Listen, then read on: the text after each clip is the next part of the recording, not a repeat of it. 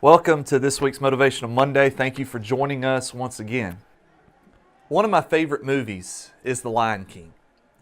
And one of my favorite scenes in that movie is after Nala confronts Simba about skirting his responsibility.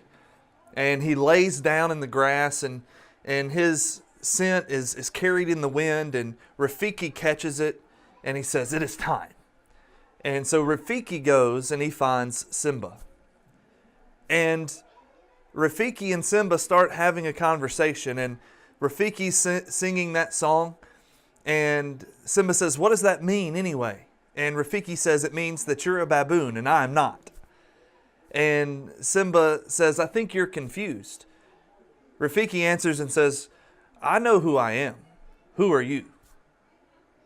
And that got Simba thinking, who am I?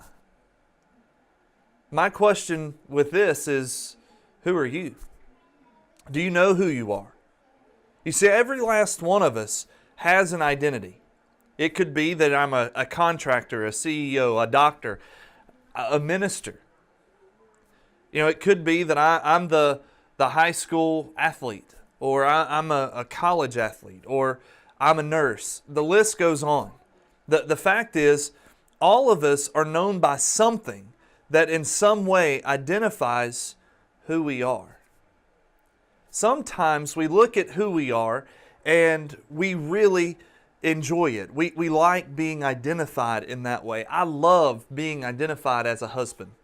I like it when Lori says, "This is my husband." I love it when the kids call me dad. I love being identified as a dad. I love being identified as a Christian. Sometimes, though, we don't like how we're identified. You know, there are times that I can think back to when I was growing up where I didn't have the best identity. You know, I was known as a troublemaker. In fact, if you ask some of my elementary school teachers what I'm doing today, minister's probably not on the list. But here's the great thing. I can change my identity. And I'm not talking about getting a different passport, moving to a different part of the world and starting all over. No, Paul tells us in 2 Corinthians 5 and verse 17 that we can become a new creation. You see, the greatest identity that I can have is to be known as a Christian. Paul said in Galatians 2 and verse 20 that he was crucified with Christ. And it was no longer he, but that Christ lives in him. And the point that Paul is saying is, you know, the life that I now live in the flesh, I live by faith, you know, in Christ who loved me and gave himself for me. I identify as a Christian. That's how Paul was seen from that moment forward. No longer, hey, there goes Paul, but there goes a Christian. Carrying the identity of a Christian is the greatest blessing, is the greatest privilege of our lifetime. So who are you? When the world looks at you, when others look at you, how are you identified? Are you identified as a Christian? Can people look at you and tell that you are a disciple of Jesus? I mentioned one of my favorite movies. One of my favorite passages in the Bible is Acts chapter 11 and verse 26.